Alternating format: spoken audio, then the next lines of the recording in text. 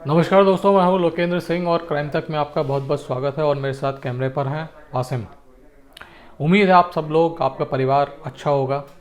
और अच्छी खबर ये भी है कि जैसे वक्त गुजर रहा है, कोविड के जो केसेस हैं वो कम होते जा रहे हैं। जो एक्टिव केसेस हैं उसकी संख्या है वो पहले 1,10,000 के आसपास थी, लेकिन अब वो करीबन 50,000 से भी नीचे 45,000 के आसपास आ गई है। तो उम्मीद की जानी चाहिए कि अगर हम लोगों ने सारी प्रिकॉशंस रखी तो आने वाले टाइम में ये जो नंबर्स हैं ये और गिरेंगे। और नंबर गिरेंगे तो जाहिर सी बात है कि ये बहुत अच्छी बात रहेगी। तो एक ही आपसे रिक्वेस्ट है कि अभी तक जो आपने प्रिकॉशंस रखी हैं वो आप रखिएगा, और उसको जारी रखेंगे तो आगे भी आप जो कोविड है उससे बच सकेंगे। आज की जो वारदात है वो कोलकाता की है, और इसी साल कोलकाता की है 26 जनवरी, रिपब्लिक डे, गणतंत्र दिवस जिस दिन मनाया जा रहा था उसी दिन कोलकाता में एक घर है। लोकेलिटी का नाम है फूल बागान। फूल बागान के एक घर में एक बच्ची का जन्म होता है। ये जनवरी की बात है, तो नवंबर में जो बच्ची थी उसका जन्म होता है नवंबर 2018 में। तो 2 महीने की बच्ची हो गई थी, और उसके बाद फिर उसका जो नामकरण वगैरह का जो संस्कार जो होते हैं वो होना था, और उसकी तैयारी जो परिवार था वो कर रहा था। परिवार में जो पिता थे जिनका नाम सुदर्शन मालू था, माँ जो थी माँ का नाम संध्या मालू था, और इसके अलावा सास ससुर थे संध्या के, एक बेटा भी था 8 साल का। तो इस तरीके से फैमिली में 4-5 लोग थे। तो 26 जनवरी का दिन था, छुट्टी का दिन था। तो उसी दिन इन लोगों ने तय किया, जो पति थे वो एक कलकत्ता की प्राइवेट फर्म है उसमें अच्छे ओहदे पे काम करते थे। तो उस दिन परिवार ने तय किया कि आज ही हम लोग जो डेट वगैरह है या जो भी मुहूर्त वगैरह है वो निकाल लेते हैं, और जो पूजा पाठ के लिए अगर पंडित जो हैं उनसे बात कर लेते हैं, ताकि आगे एक डेट निकाल कर ये पूजा पाठ जो नाम रखने का जो एक पूजा होती है, जो एक रिवाज होता है वो पूरा कर लिया जाए। तो घर पे जो था उस दिन 26 जनवरी की बात है, घर पे एक संध्या मालू थी और उनकी 2 महीने की बच्ची थी। संध्या मालू के जो पति थे सुदर्शन मालू, वो अपनी माँ के साथ यानी संध्या की सास के साथ मंदिर गए हुए थे। संध्या की सास और जब पति मंदिर गए तो संध्या ने अपना जो 8 साल का बच्चा था वो भी साथ में भेज दिया उन लोगों के। और संध्या के जो ससुर थे वो भी किसी काम से घर से बाहर गए हुए थे। घर की एक नौकरानी थी, उसको संध्या ने बुलाया और उसने बोला कि बालकनी में जाओ और वहाँ पे काफ़ी जो गंदगी है वो हो रही है उसको साफ़ करो। तो ये लगभग 12:30 के आसपास का टाइम था। और उसके बाद वो जो लड़की थी वो बालकनी साफ़ करने चली गई। परिवार पहले से ही बाहर गया हुआ था, घर में कोई मौजूद नहीं था। संध्या और 2 महीने की जो बच्ची थी वो मौजूद थे। करीबन 2-3 बजे के आसपास, 2 बजे के आसपास जब ये संध्या के पति सुदर्शन और जो सास हैं वो लौट के आते हैं तो देखते हैं कि संध्या जो है वो बेसुध पड़ी हुई है ज़मीन पर। और घर में नौकरानी थी वो ऊपर काम कर रही थी, तो जब उसको देखते हैं कि वो बेसुध पड़ी है, बेहोश पड़ी है, तो उसको जगाते हैं, हिलाते हैं और उसके मुंह पे पानी डालते हैं। तो वो एकदम बिल्कुल बहुत ही उसको कहें कि तेज़ी से या बहुत ही घबराहट में, बहुत ही ज़्यादा घबराहट में वो जो संध्या मालू है वो जगती है। और वो एकदम जगने के बाद अंदर की तरफ भागती है, कमरे के अंदर जहाँ पे उसकी जो 2 महीने की बेटी थी वो लेटी हुई थी। जब वो अंदर की तरफ भागती है तो देखती है कि वहाँ पे जो बेटी है वो नहीं लेटी हुई। अब पूरे घर में कोहराम मच जाता है। जो मेड होती है उसको भी बुलाया जाता है ऊपर से, और उसे भी पूछा जाता है कि तुम कहाँ थी, ये कैसे हुआ। तो संध्या मालू बताती है कि ये सेकंड फ्लोर पे ये रहती थी एक अपार्टमेंट के। और ये बताती है कि जब आप सब लोग घर पे गए हुए थे और ये जो मेड थी ये किसी बालकनी में काम कर रही थी, उसी दौरान एक आदमी आया, उसने बोला कि मुझे जो टॉप फ्लोर है उसकी चाबी चाहिए। और मैं चाबी लेने गई और मैं चाबी लेके उसको दे रही थी, अचानक उसने मेरे को धक्का मारा और धक्का मारने के बाद जैसे ही उसने मुझे धक्का मारा, उसके धक्का का जो इम्पैक्ट था, उस इम्पैक्ट की वजह से मैं बेहोश हो गई। और उसके बाद फिर मुझे मालूम नहीं कि क्या हुआ, और जब आप आए हो तब मुझे होश आया और बच्ची गायब थी। अब 2 महीने की बच्ची जो थी एकदम अचानक गायब हो गई, तो पूरे घर में कोहराम मचा। जाहिर सी बात है, जो भी इलाके का पुलिस स्टेशन है उसको भी इत्तला दी गई, और 2 महीने की बच्ची की किडनैपिंग का मामला था, और एक अच्छी पॉश लोकेलिटी ये फूल बागान जो है वहाँ की थी। तो तुरंत जो मौके पे पुलिस भी पहुंची, और पुलिस ने पूरे केस को तफ्तीश करना शुरू किया। बयान लिए गए संध्या मालू के, और ये बयान लेने का सिलसिला चलता रहा। कई बार पुलिस ने बयान लिए, और हर बार पुलिस के जो बयान, जो संध्या मालू के बयान थे, उसमें कुछ ना कुछ डिफरेंस पुलिस को लग रहा था।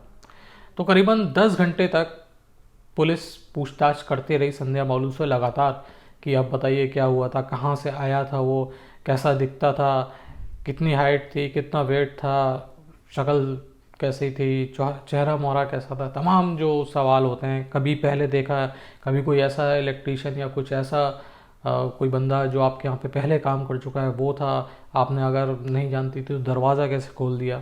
तो ये इतने सारे सवाल जो थे वो पुलिस वालों ने पूछे, और ये जो सवाल थे इनका अलग अलग बार जवाब जो था वो अलग अलग आ रहा था, और ये पुलिस का जो शक था वो संध्या मालू जो है उसके ऊपर बढ़ा रहा था।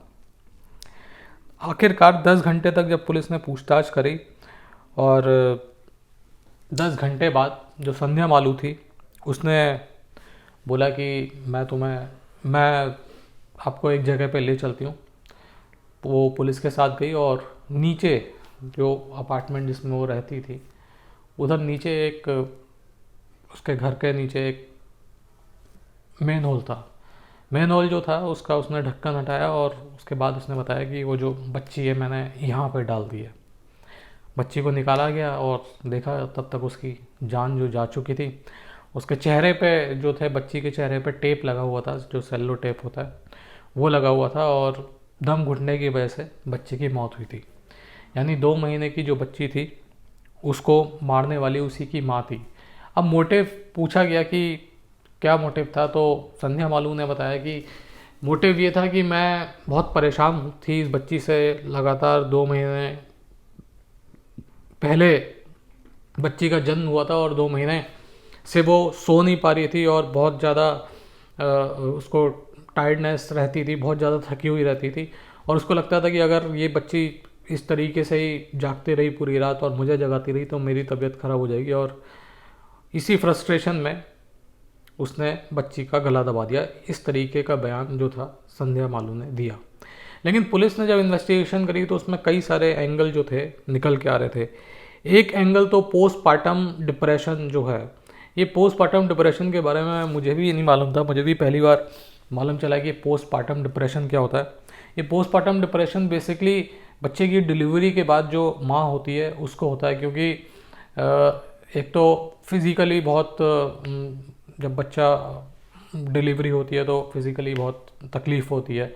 दूसरा ये बात है कि उसी तकलीफ़ में पूरी रात जो बच्चा होता है वो जागता है, वो जागता है तो उसके साथ उसकी माँ भी जागती है। तो इस तरीके से वो एक मेंटल स्टेज में आ जाती है जहाँ पे मदर के दिमाग में नेगेटिविटी बहुत आ जाती है बच्चे को लेके। ऐसे केसेस बहुत कम होते हैं लेकिन होते ज़रूर हैं। तो ये पोस्टपार्टम डिप्रेशन भी एक टर्म है जिसके बारे में शायद आपको मालूम होगा, मुझे नहीं मालूम था। तो एक पुलिस को लगा ये एंगल कि शायद पोस्टपार्टम डिप्रेशन जो है उसकी वजह से संध्या ने अपनी जो बच्ची है उसका कत्ल कर दिया।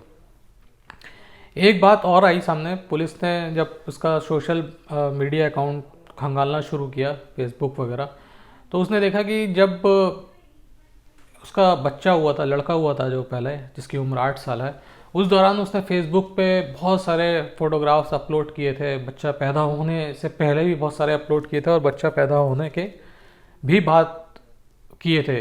तो यहाँ पे पुलिस को फीमेल फोर्टिसाइड जो है उसका एंगल नज़र में आ रहा है, क्योंकि उसको लग रहा है कि जब लड़का हुआ था तो जो महिला थी वो खुश थी, लेकिन जब लड़की हुई तो ना उसने कोई भी अपनी बच्ची का जो फोटोग्राफ था वो फेसबुक पे पेस्ट किया, ना सोशल मीडिया पे कहीं पे डाला।